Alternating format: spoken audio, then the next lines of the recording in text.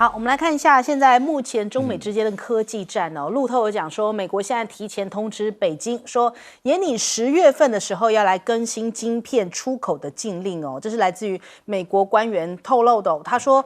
拜登政府通知北京当局，美国计划最快在10月初要来更新这个向中国交付人工智慧的晶片以及晶片制造工具的相关规定哦。目的就是要稳住中美超级强权之间的关系。那到底是怎么样的一个更动呢？是变得更严格，还是说是更大的棒子呢？还记得雷蒙多在9月5号的时候，他后来就是从这个中国大陆访问完回去之后，马上就讲说，美国还有新两手策略吗？他说还有更多对付中国的大棒哦，所以人家在猜测说，这样子的一个更新出口禁令，搞不好可能是他所谓的更大的棒子哦。但是大陆的媒体现在讲说，现在双边因为一直在沟通嘛，为着这个习拜会有进行非常多的一个对话哦，所以他们说现在中美之间出现了一些好转的迹象，因为北京跟华府双方已经开始频繁的接触，要确保大国的竞争关系不会演变成冲突哦。过去很多个月呢，就是有多位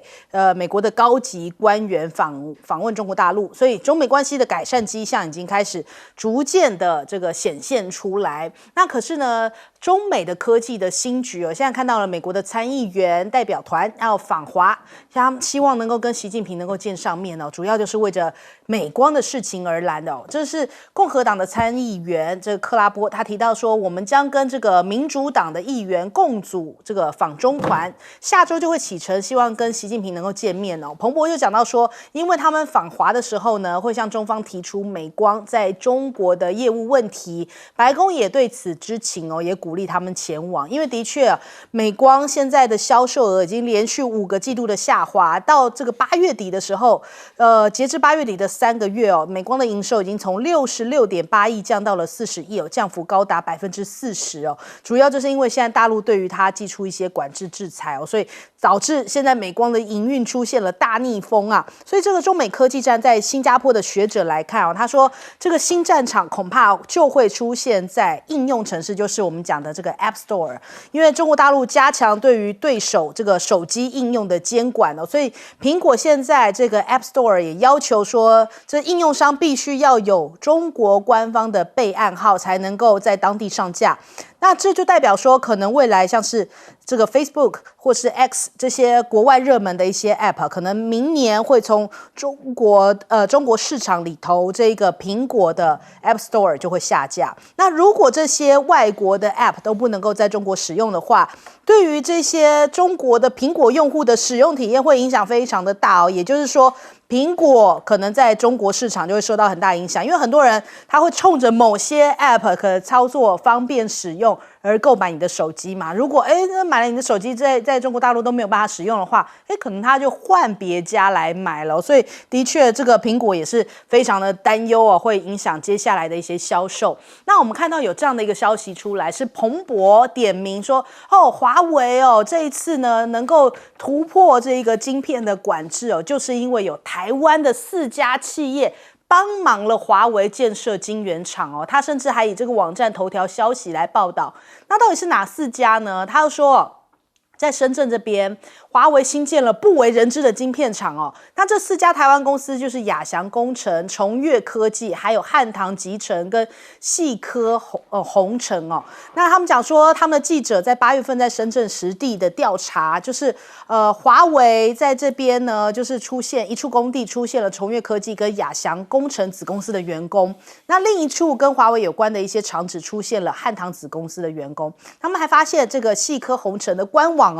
有曾经表示说拿到华为关系企业的这个彭新维的这个合约，那后来他们就向这一个公司来求证，结果他们就立刻删掉了官网上面的内容，所以他们就觉得说应该是这4家公司是来帮助华为突破这一次限制的，帮他们来做这个晶圆厂的这个算是在地协作者吧，可能在他们眼中是要这样扣上帽子那崇越的讲法是说没有我们只是帮忙处理废水。汉唐讲说我们没有跟华为有签任何的工程那亚翔跟细科宏成是尚无回应。那对付华为，现在我们看到一些机构的预测，就说华为新的晶片会靠14奈米突破，因为现在 Mate 60 Pro 开卖了1个月，麒麟9000S 现在目前在外界看来还是相当的神秘所以有日本的机构就认为说，这个晶片主要就是中芯14奈米的制程，而且用一个特殊的技术达到类似7奈米的性能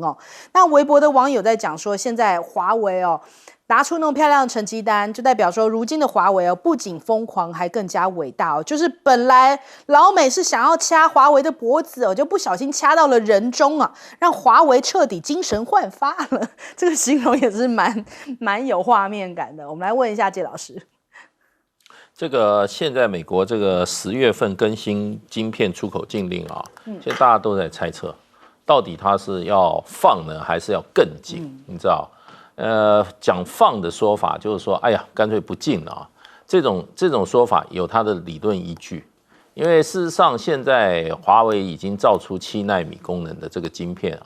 那事实上的话，华为再继续做下去，7奈米会变成白菜价。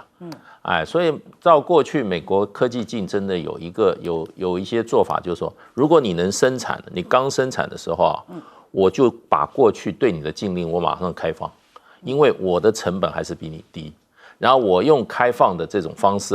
让你这个自己开发出来的产品在市场上竞争不过我自己已经做得非常纯熟，而且怎么样，就价钱比你更有竞争力的这样子的产品，所以这个是对美国有利的过去我们在采购军购的常常是这样，我们飞弹造不出来之前美国就基本上是怎么样，就不卖你。对，等你能造出来的时候，他马上就卖你，让你自己的生产就变成你觉得你也进退两难生产我自己生产比较贵，我买的话比较便宜，那你是自己生产还是买呢？所以同样的方式，我觉得美国这是一个可能。另外一个就是美国可能进一步把现在的禁令再加强。可是你要打现在华为已经做到的7奈米功能的功效的这种晶片，已经办不到了。为什么办不到？就是说，除非你现在把华为所拥有的所谓的 ASML 的这个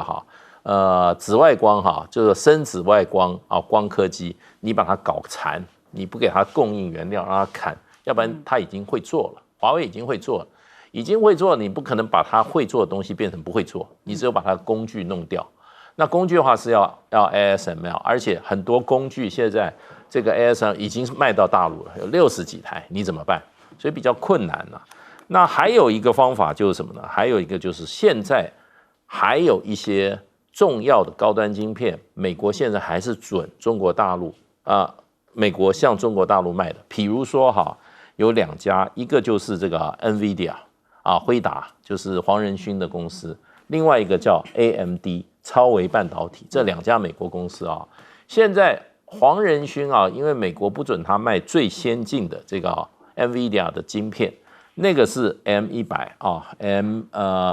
MH100 这2款最先进，他不准他卖。可是黄仁勋就是台湾人的头脑很灵活，他就说那我做一个特别的晶片，就是说不会违反你今天美国商务部那个限制令的，他特别为大陆设计了一款特供中国市场的一个晶片，叫A800型晶片。那后来这个晶片送去以后美国政府也在检讨说，你这个 A800是不是有一点擦边球我要考虑一下要不要把你禁，到现在还没有下禁令。那这个是对黄仁勋的这个A800，可是这个 A800对大陆很多公司来讲这个高端晶片是只有 NVIDIA 买得到的，所以当时这个中国大陆的厂商听说一次就下了50亿美元的订单。那另外还有就 AMD， 它有2款也已经被禁了，可是它还有一款是 ML100型的晶片，美国到现在还在犹豫要不要禁。所以我觉得美国是走2条路，如果它要加强的话，就是把我刚刚讲的这个NVIDIA 的还有 AMD 那2款晶片通通禁掉，那就是对中国大陆加强打压。另外一个可能就是说既然打不过的话，就用的方法，用我的产品开放进口中国大陆，把你刚刚开始萌芽的生产能力把你打垮，就这样。好，来请教赖老师。美国人又在玩这个谈判术了因为从去年10月7号对于半导体的一系列的禁令，现在要满1年了。对于美国的商务部来讲，他要思考的是要延期，再续半年或者续1年，还是就取消，或者是重新调整。那目前他们本身就故意透过媒体放话，还是不具名官员又是找路透社，又是透过不具名的媒体，然后来放话，说他们要增加一些限制，说当初在 AI 这个部分，也就是辉达这个部分，这个有漏洞，所以他们要把这个漏洞补足，让中国大陆没有办法获得所有的 AI，然后又说对于这个工具半导体的制成的所需要的这些工具，荷兰的、日本的要再加以限制等等的，然后放这个话以后就说，但是呢，我们现在还不会公布，我们已经先通知中国大陆了。那为什么我们现在不公布呢？那就是因为我们等待这个11月份下个月，这个习近平来到旧金山，然后之后我们再公布。那意思也就是说，我把这个当成为一个谈判的筹码，让看你习近平要不要跟拜登来谈这件事。这个叫做买空卖空，因为你要施加限制，然后呢，把它当成一个筹码来跟大陆来谈判。那大陆如果说要你放开这个限制，那拜登会说，那你拿什么东西来交换？这个叫做买空卖空。我倒觉得美国人的算盘打得好，但是常常没有效果。美光其实就是一个典型的案例。为什么这次美光他们会着急？为什么这些反中的这些国会议员要组团到中国大陆去访问，而且寻求希望能够跟习近平能够见到面？就是因为当初美光就是策动这些议员，策动美国政府对于长江储存，还有对整个中国大陆的半导体，那么实施打压嘛。实施打压以后，结果没有办法把长江储存打垮。长江储存不但活过来，而且活得更好。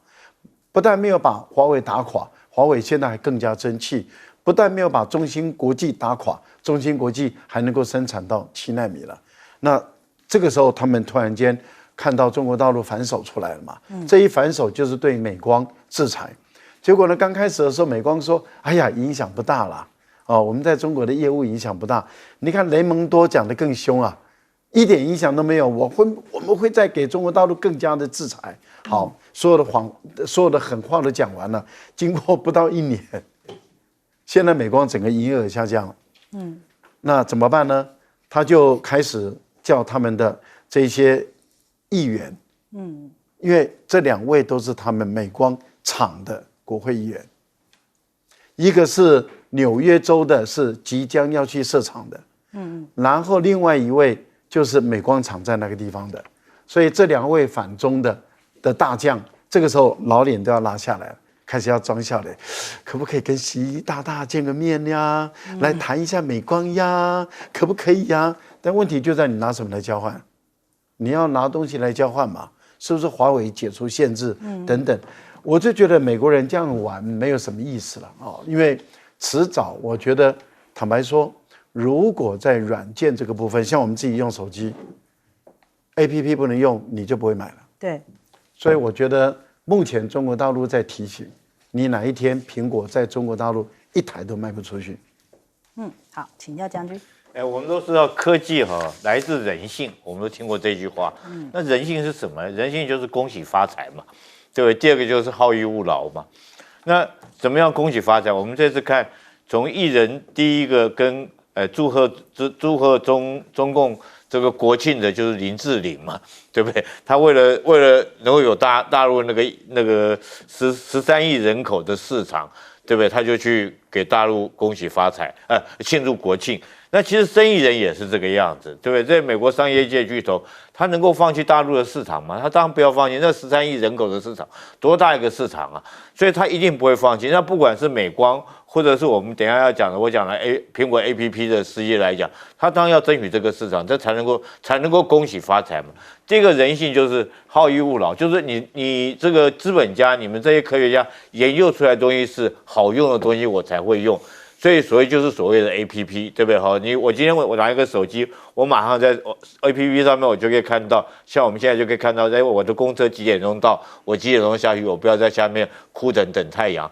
这就是 APP 的工程。那苹果现在有多少个？在大陆有多少个 APP？132万个 APP 啊。那如果说是目前来讲的话，中共经过它这个审核，那其他的厂商都通过小米啊这些这个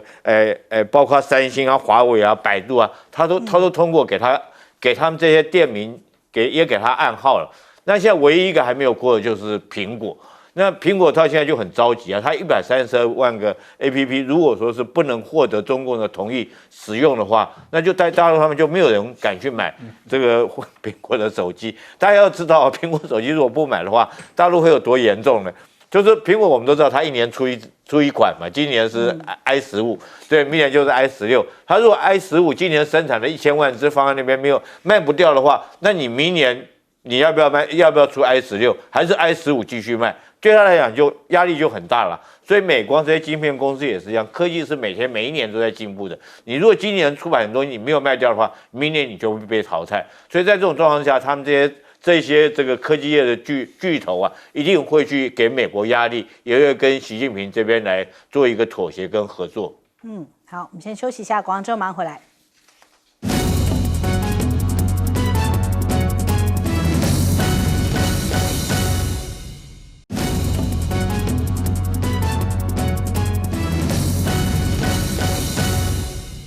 好，我们来看一下现在这个拜登哦，就讲说也拟要跟盟国来通话，保证对于乌克兰的支持哦，所以他们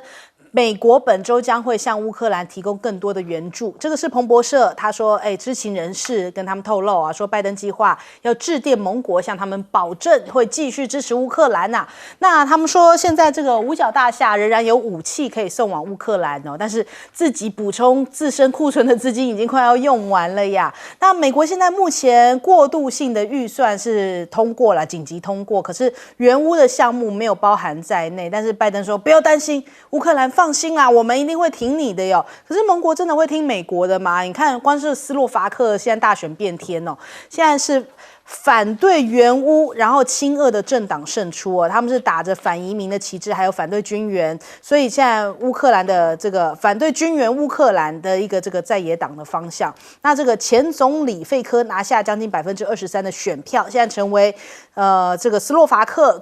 国会最大党的领袖呢。那预计也会成为这个斯洛伐克本身的这个领袖。那另外我们看到这个马斯克还发了一个梗图哦，嘲讽泽伦斯基。那乌克兰就很生气哦，他就说，5分钟过去了，你还没有要求10亿美元的援助呢？有发了在 X 上面这样的一张图片哦，感觉上面就是讲说你一直在跟美国要钱啦。那所以他就这张梗图引发了乌克兰的不满，他们就觉得说，你怎么可以有这样子的一种好像轻蔑或者是这种嘲笑的态度呢？那再来我们看一下，现在全球也在关注川普的庭审哦，因为他们就讲说，是不是涉嫌为你的资产灌水啊，故意夸大你这个数十亿美元的资产价值哦，好获得更好的贷款条件。那现在川普就是摆出这种我是被迫害的，这是猎巫行动，这个主审法官是流氓，我是被政治迫害哦，因为他这样子可以赢得更多的这个支持度哦。那在这个诈欺案的审判期间，还发现到说有巨额的麦当劳订单哦，庭外有记者拍到有人提了5大袋，我们刚才在讨论说，哇，一个人可以吃5大袋吗？还是说这个川普打算要长期抗战哦，所以买了5大袋的麦当劳进去法庭里头？那但是呢，现在美国人民关注的是这个治安问题啊，因为你看哦，有亚裔超市的副店长阻止零元购，结果惨被这个挑断手筋哦。我们看看相关的画面哦。往外走时，超市。对，我们看到这画面上面哦，就是因为现在零元购太普遍出现了，所以竟然有店长就是说，你不可以想要企图阻止哦，但是却被歹徒给这个砍断这个手筋哦，所以现在很多的民众，美国的民众这个根据《每日邮报》的民调，有57%认为拜登任内呢导致现在美国的治安恶化，只有14%的人是肯定的，那还有56%的人认为拜登政府执政之下，现在经济变得得更加的糟糕，所以感觉上面负评都大于正面的评价非常的多。那美国现在经济感觉上面每下愈况，可是却出现了一个新的现象，叫做消费者好像有一点就是反正就是有一天过一天吧。照理来说应该是要减少花费但是呢，他们的家庭支出却很强劲，民众继续砸钱看演唱会、外出旅游消费者就像没有明天似的在花钱所以反而是有一种那种报复性的这种消费的这种情况。那他们还举例就说从事这个财经传播行销工作的人呢，这个胡生跟他的未婚妻每个月花$3000在纽约租房那若是分期20年买下来，每个月大概就是缴$5000的房贷，但是他反倒愿意开心的花钱。他说不如享受现在拥有的一切，变成了美国现在的情况甚至他们会觉得说工作我不用那么辛苦其实不光是美国，英国我看之前也有报道这样子讲，他们就变得不愿意重返职场，甚至是说我在职场上面我不愿意花那么多的时间。现在还美国出现这个共享工作的情况，就是我一个工作量我们2个人来 share， 我哪怕钱领少一点也没有关系薪水少40%也 OK。 那为了降低一些人事成本，留住人才，所以美国也出现了这种共享工作的模式就是雇主可以跟员工来协议说2个人分担全职，他说也可以留住人才，工作效率也提高，然后很多人也不愿意花那么多时间在工作上头。那现在这个鲍尔他直言说，美国经济仍然在走出疫情影响的过程就是还没那么快走出来，或者是回到以前的状态下。他说现在仍然正在应对这个新冠带来的后果，所以像是医疗保健领域还出现这种劳动力短缺，还有儿童保育服务也是持续的困难，还有加上这个健康危机的加剧，很多问题都还在浮现当中，难以克服首先我们来请教一下介老师。好，现在美国这一次的预算没有通过，所以它只是暂时通过一个45天的，暂时让它的支出有一个着落，暂时续命，可是这个正式的预算没有通过。这一次的预算编了$240亿要援助乌克兰，那现在因为预算没有通过，它这个临时性也没有拨任何款给乌克兰，所以现在美国政府事实上援乌的问题事实上让乌克兰非常非常的这个紧张了，因为到目前为止，就乌克兰战争、俄乌战争开打也好，有人统计大概美国已经拿了$1100亿给乌克兰，对，1100亿乌克兰，所以这场战争基本上是乌克兰本身是没有能力打的，他现在完全靠美国，还有这个欧洲国家，还有就是说这些西方国家在不断的怎么样接济他，对，让他才有办法把这场战争打下去。如果说前迈一段的话，那可能乌军就打不下去了，可能就要全线就要溃败了。所以现在你要他支撑那个战力的话，你就必须继续给钱。那你如果不给钱的话，他就等于说前功尽弃。所以现在这个泽伦斯基最大任务就天天跟人家要钱，到处跟人家要钱。所以他现在是最新的世界丐帮的帮主，这个可是问题他这个拿了钱以后，他是牺牲的，他用什么做代价呢？是乌克兰的人的血跟命来换。说他还想选连任呢。这种就变成就是说，这个当时也把他选出来了，对，打仗打到这里，他还是搞不好还是有人支持他，因为就是这是人性的弱点吧，我觉得另一方面，这个斯洛伐克是等于要开第一枪了。他最主要他是这个北约的成员那北约很多事情都是共视觉，那所以就变成就是说，将来可能如果他在北约的一些援助计划里面他背锅的话，实际上北约也动不起来，所以他很可能是开第一枪的，因为他是明白的公开的反对俄乌战争，而且他是亲俄的。所以欧洲的情势并没有我们想的那么单纯欧洲这个历史、民族还有这些各种的脉络这个纠缠在一起，很难理得清楚的。所以真的就是说，现在这场俄乌战争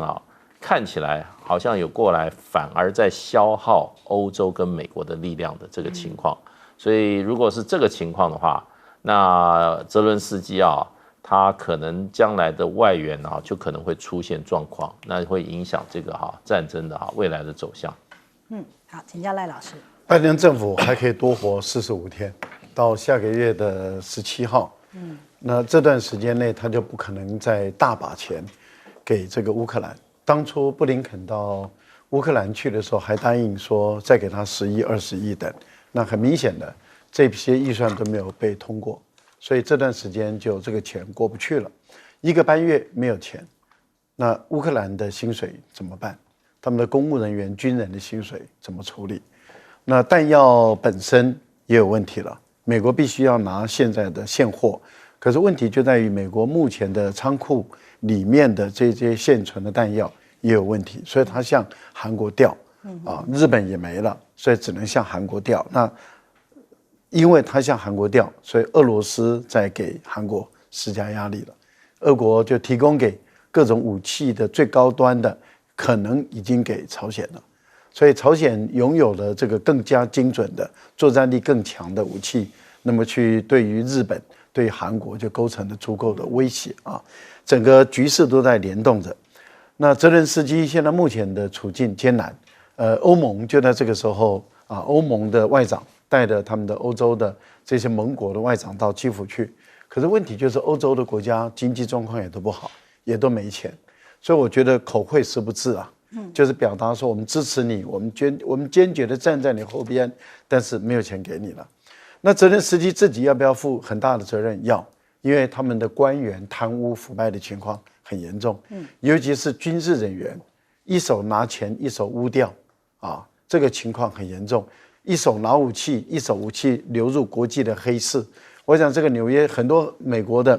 主流媒体都有在报道这个事情。所以马斯克看不下去了，马斯克就觉得说，你这个泽连斯基啊，每天到美国来就是来要钱，拿了钱了以后又不好好打仗，仗也打不好，然后来了又要钱，所以我觉得他看不下去以后，当然就嘲笑的话，那这个乌克兰就很生气，可是生气以后又能如何呢？因为他又害怕。前段时间，马斯克把前线的星链关掉，让乌克兰慌得一塌糊涂，所以马斯克他又得罪不起。那你想想看，乌克兰自己本身不争气，然后弄得现在变成够狼玩，就是你到哪里，欧洲人已经觉得很头痛，表面上都要支持你，但是实质下都会觉得你来就是来跟我要钱，实在是很累。对。这次美国它经济其实已经很明显的在走下坡。它这次来讲，去年在前面11个月的年度预算里面，光这11个月，它已经收入联邦政府的收入跟支出来讲的话，已经差比到达1.5兆美元，这比去年来讲多了60%。也就是说，它今年这一年这个光这种欠债的部分，就比去年多了60%。那主要就是因为这个第一个就是它的升息嘛，它很多债务就突然利息要支出很多。那在这种状况下，当这个共和党就不愿意啊，说麦卡锡，但麦卡锡其实还是蛮够意思的，让他先通过45天。可麦卡锡自己也面临被他们自己共和党党员比较极右派的那种弹劾，就是说要麦卡锡下台。那时候大家应该还记得，就是麦卡锡当选这个主席的时候，但是有一个条件，就是说只要有一个人反对他。他就必须面对弹劾，面对下台的危机。那这次来讲，麦卡锡为了政府，他还是愿意再给45天的弹性时间，但唯一一个条件就是给乌克兰的60亿不能再给，对不对？这60天这45天之前60亿不能再给。大家要知道这60亿包括什么钱呢？包括2种钱，一个是你这个给乌克兰的现金，也就是他政府官员跟军人薪水的这些现金部分要给；第二个是武器算在里面也就是说这45天。这个美国就不能再提供武器给乌克兰了，包括他们最近要提供的 M1A1 战车就不能给乌克兰。在这种状况之下，你说乌克兰这个仗怎么打？其实乌克兰现在这种很明显就是所谓乌克兰比较疲劳。我们从这次这个泽连斯基去联合国参加大会，收到这种跟去年完全不一样。去年是英雄式的欢迎，今年在那个地方等于说蛮落寞的一个人蹲在旁边。对，拜登见他也不是很热情。那第一个开枪的其实谁是波兰？那时候我们就预估说波兰会讲这种话，就是我不再提供你武器。其实是美国在已经放出这种讯息给乌克兰，就说你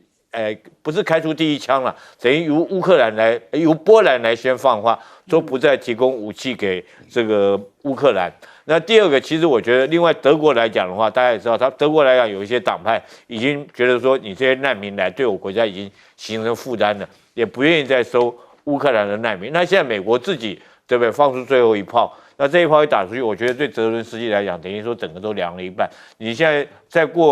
可能再过1个月，最多。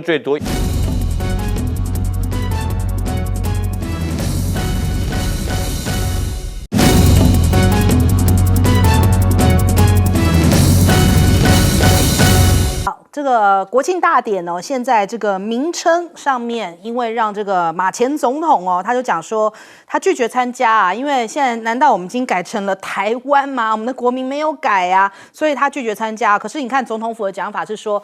奇怪啊，我们名称哦，活动名称跟往年并没有不同啊。那马英九过去出席哦，也不理解今年改变的原因哦，所以他们就说不理解你。那其实是反过来看哦。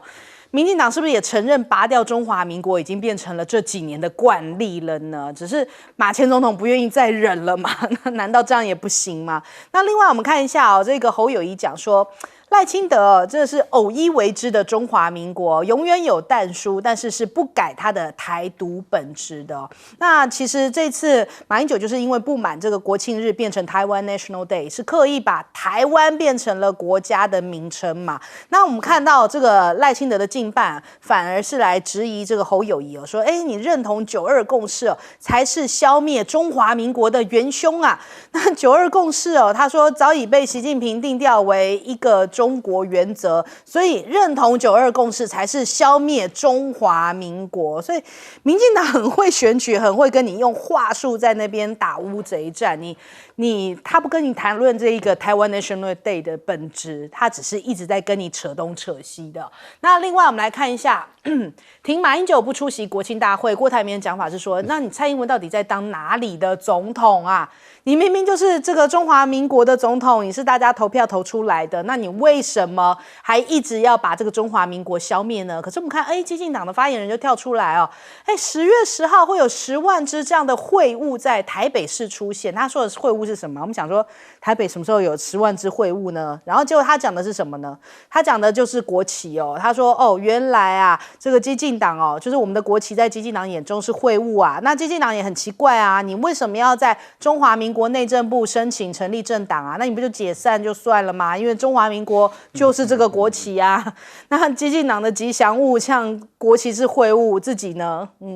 所以让大家觉得，反正现在就是抗中保台氛围，越到选举到，你就越常听到类似这样的一个论调啊。那美国到底会不会援助台湾呢？这个讲法上面好像也是有一点矛盾的。我们先看我们的国防部副部长这个徐亨普他讲说。希望能够促进台美的军事合作，能够比照像是汉翔一样来成立 F-16的战机维修中心。但是国防部自己本身的讲法是说，自己的国家自己救美国是不是曾经谈论到这个允诺，两岸如果发生冲突的时候，将要派兵协防台湾呢？国防部讲说，我们秉持自己国家自己救的态度，那为什么又要期待这个台美军事的合作呢？所以既然我们要自己救，我们应该要拒绝所有的合作嘛。是不是？就我们不要去期待协防的话，所以就是反正就是每个人一人一把号这样子，这样的讲法都不太相同。那我们再来看一下这个中美的台海角力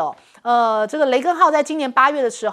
底的时候，从南海返回了横须贺港，原定在9月18号上午的10点20要离开，结果呢，美军几乎每隔几天就发布一个延期通知所以驻日的美军核心战斗力是不是面临到十分严峻的问题呢？因为美军的这个华盛顿号航母，它已经在5月结束长达了2100日的这个等于说中期换堆大修作业那船员至少要到2024年才能完成这个磨合工作来接替雷根号，所以一旦雷根号故障的话，美军在太平洋上面可调动的航母就只剩卡尔文森号了，所以这个东北亚地区恐怕是不是要陷入到航母的真空期呢？那对比一下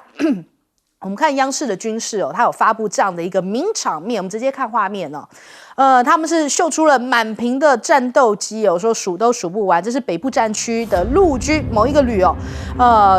注重推进体系的练兵，他们低空作战融合了多个兵种哦，让这个大陆的飞行员，然后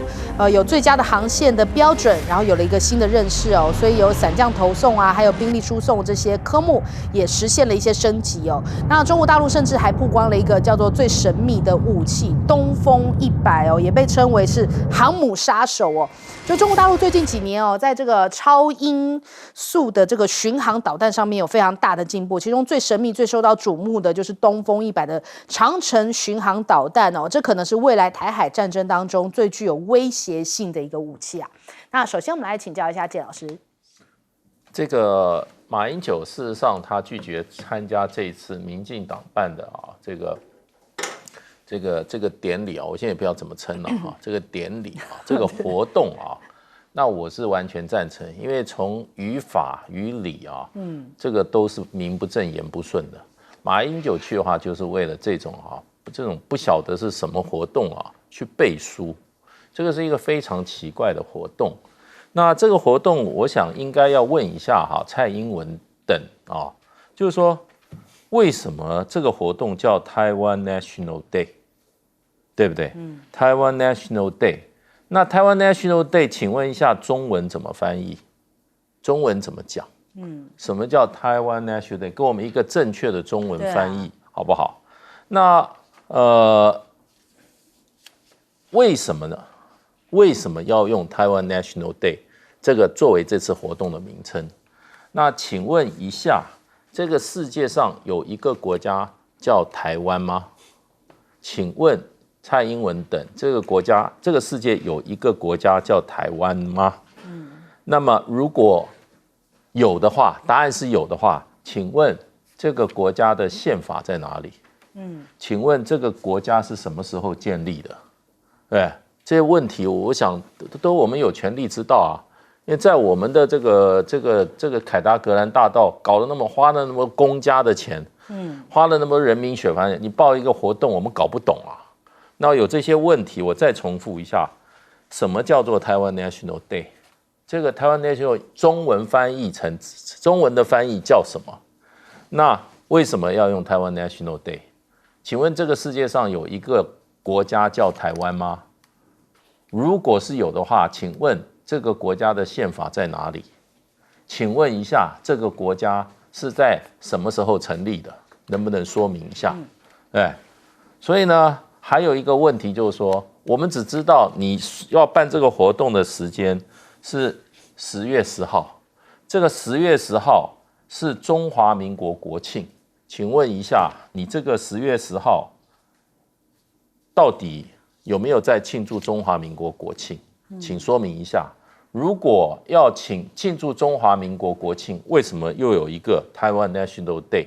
这样子的一个英文名称呢？我这个都不懂啊。回过到宪法体系来讲，我跟各位来报告一下，我们中华民国有一条法律叫刑法100条，刑法100条怎么规定呢？意图破坏国体，窃据国土，然后接下来很重要，或以非法之方式变更国宪。我们的国家的宪法，国家的名称叫中华民国。请问一下，你在中华民国的国庆日当天，你没有庆祝中华民国，你搞了一个台湾 National Day， 是不是以非法的方法变更国宪？对不对？而颠覆这个而以强暴或胁迫着手实施者，你这个实施的时候，我们有反抗的能力吗？对不对？如果这样子的情况之下，要判多少年？要判7年以上有期徒刑，首谋者处无期徒刑。请看一下刑法100条。我们这个国家的名称如果被改变的话，那是不是已经造成了已经的符合了以非法方式变更国宪这样的一个罪行，要处7年以上有期徒刑的，对不对？那而且这个活动现在着手实施，我认为他现在所有发出去的请帖里面用那个名称，基本上就是已经在实施了，对，已经着手实施啦，变更国宪啦，以非法方式变更国宪啦。那请问一下，我们的司法当局都在做什么？我这边呼吁我们所有法律系学过宪法的这些学者或者学生，你要好好来检视一下蔡英文他们现在做的事，跟我们的刑法100条是不是已经构成了刑法100条所要处罚的这些要件呢？所以这是一个非常严重的事啊！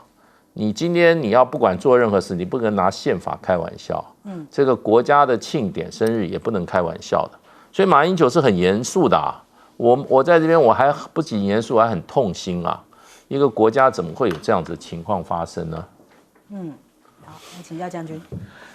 这个我们国防部说自己国家自己救但是我今天建议美军自己的航母自己修，对不对？因为你看他现在这雷根号，他不要小看这个事情，这事情很严重为什么呢？这代表一个整个国力的一个衰退，后勤是所有作战之本。我们要知道，美军在2战的时候，他珊瑚海战役，他有一艘航空母舰叫约克镇号，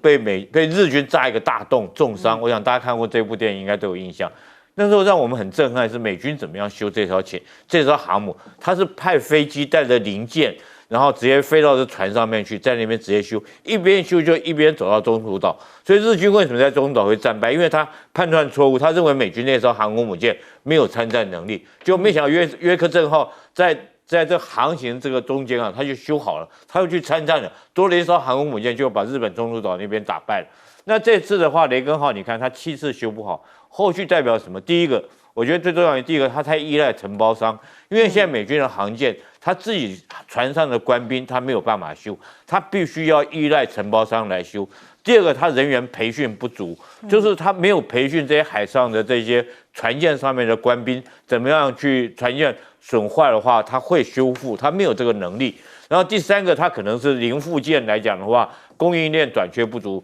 所以在这种状况下，他船一直没有修好。但是我们要知道，就这艘船如果说出去的话，航行出去，像航母一出去就1-2个月、2-3个月，它不靠港的。那如果说是在海中间，你也发生故障，总是难免的嘛。我们开车总是有故障的时候，你如果发生一个故障，你没有人才，你船上人才不会修的话，那对你以后来讲的话，你这个战力就会受影响。其实美国这个艾斯培在他回忆录里面，他也承认这一段，就是美国现在这个海军这种人员培训不足，他认为一艘的战舰，如果说一旦有任何损害的话，他就必须要回到母港去维修，但在维修这段时间，他就没有战力。那这次雷根号代表就是这个意义。那这次他7次修不好，你认为他修好出来以后到海上执勤，你看到一条船在那边跑，你认为他会有战力吗？他如果什么地方坏掉，他不能修好的话，其实他是没有战力的。另外我讲东风100，这个大家有没有注意到？可能没有注意到一件事情，在2016年的时候，美军要在韩国部署萨德飞弹，那时候中国大陆反弹很大，对不对？这个乐天集团，大家全中华民族的人去抵制那个乐天集团，因为它盖在乐天集团的高尔夫球场，对，抵制很大，中国反弹很大。后来协商结果就是说不再继续盖了。那现在尹锡悦上台以后，他亲美要继续盖。那为什么中国这时候没有反弹了？这是没有声音的。你有没有发现中国没有讲话？为什么？因为长剑100、东风100出来了，因为歼20出来了，它的射程2000公里，而且是巡弋导弹，时速可以达到4马赫。也就是说，如果说你一旦这个萨德系统对我构成威胁来讲的话，我这东风100就保证把你摧毁掉，所以我就不在乎你有没有这个萨德系统嘛。再加上它歼20，它有隐身性能来讲的话，它对它来讲，它已经侦测不到这个歼20的战机。那另外我特别当然是大家讲笑话了，可是我可以把这个笑话就是我们来形容一下，大家可以知道这东风100的威力有多大。我们有一个笑话来表示，东风100是从长剑10A 到东风100这整个系列发展过来的。它不断的精进过程之中，最早的时候是长剑10的时候，他说我可以打中一个法国人，对我就这么准，我就可以打中一个法国人。长剑10A 出来的时候，我可以打中法国人手上那个长棍面包，我可以打中长棍面包。东风100出来的时候，我可以打中长棍面包上面那只苍蝇。当然这有一点夸张，但是也代表形容说，这个解放军对他们自己发展的这种武器来讲的话，他是非常有信心的。好，来请教赖老师。我还是回到国内的问题哈，我觉得马英九是一忍再忍，就3不忍了。这个代表什么意思？就是说我一直在等待，一直有期望，希望你迷途知返，希望你蔡英文能够知道自己错了，然后能够好好对待自己的国庆日。但是到最终发现你根本就是一个台独，根本无救了，无救了，没救了，不再有期待了。这个时候当然要表达意见嘛，当然要反击嘛，当然要告诉大家说，你把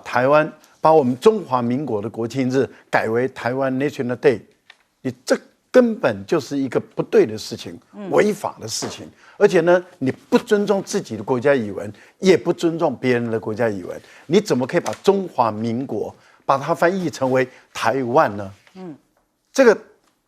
中华民国，我们的护照写的明明白白的，就是 Republic of China（ROC） 嘛。什么时候出现一个台湾？台湾什么时候在法律上、在宪法上有这么写来？